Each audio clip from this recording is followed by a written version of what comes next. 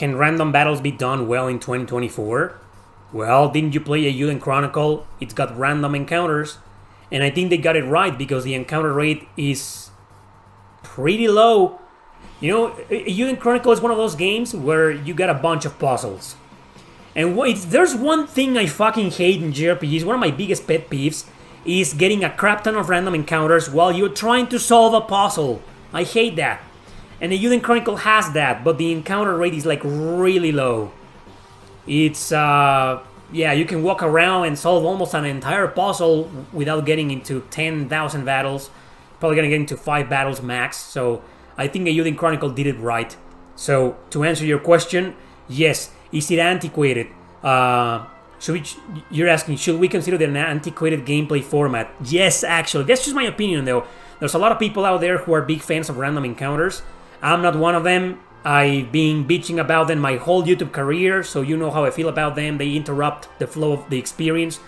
I don't know, man. I'd rather have visible enemies respawning so I can just grind when I want and not when the game wants. I don't like that. So, yeah. I think random encounters was a bit of a forced mechanic and feature in JRPGs. That's just my weird-ass opinion. You can disagree all you want.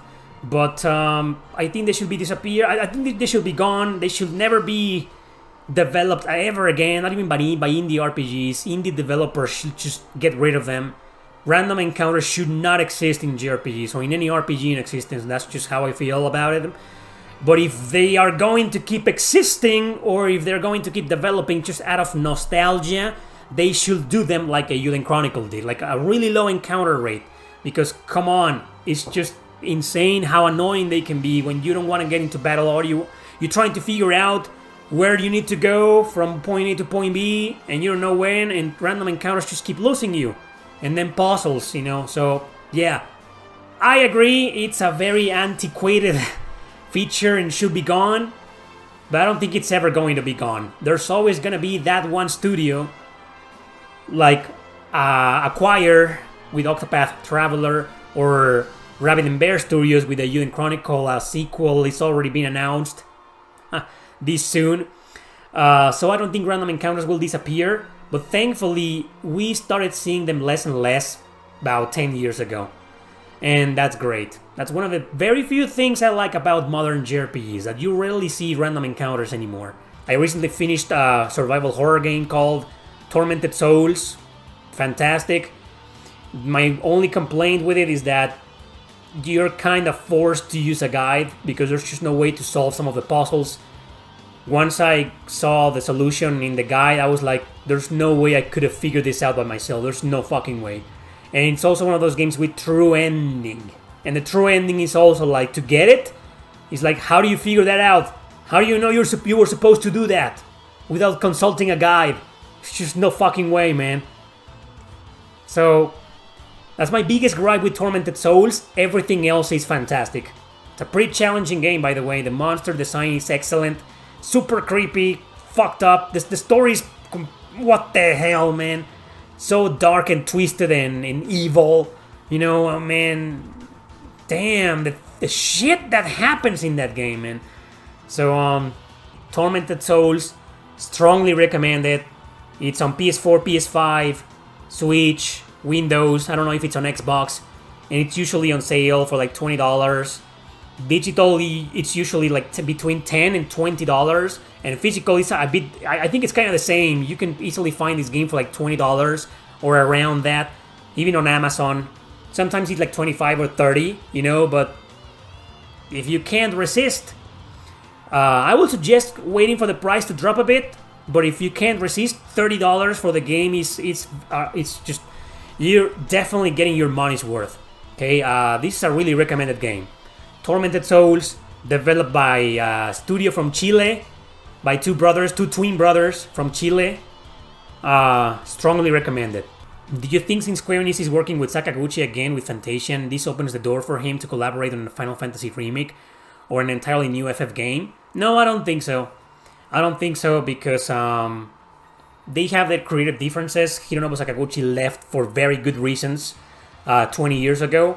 So I don't think they'll work again on a new Final Fantasy game, but anything can happen at this point. Square Enix is unpredictable.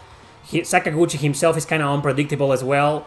So it could certainly open the door for them to work together again, but I don't think so, because Sakaguchi will probably change the direction of Final Fantasy to the right track, in my opinion. And that's not going to sit well with their politics. That's not going to sit well with their policies. It's not going to sit well with their ideas and how Square Enix works nowadays. So I don't think it's going to happen. Sakaguchi working with Square Enix again on new Final Fantasy? No, man.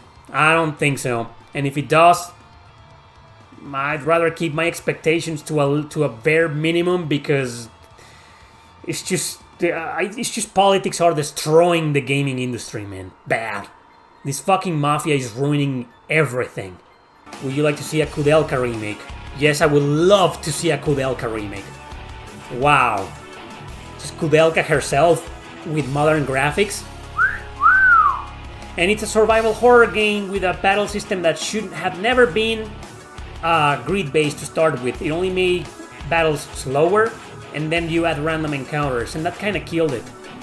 Kudelka should be like an action...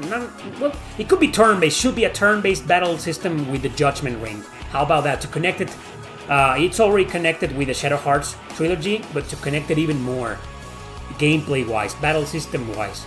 You know, so that could work. Kudelka remake with a turn-based system with a Judgment Ring. How's that? Shut the hell up and take my money, right? 3 JRPG games that you would like to have with you if you were stuck on an island? Well, Chrono Cross, of course. Might and Magic Clash of Heroes. That's not a JRPG, though, so never mind. So, Chrono Cross... probably my favorites, you know. Chrono Cross, Valkyrie Profile 2, and Grow Lancer Heritage of War. Yeah, pretty much. My 3 favorite JRPGs of all time. My top 3. Those 3. That'll be my answer. I have no problem playing any of those 3 JRPGs over and over again, to be honest, so that's my answer to you.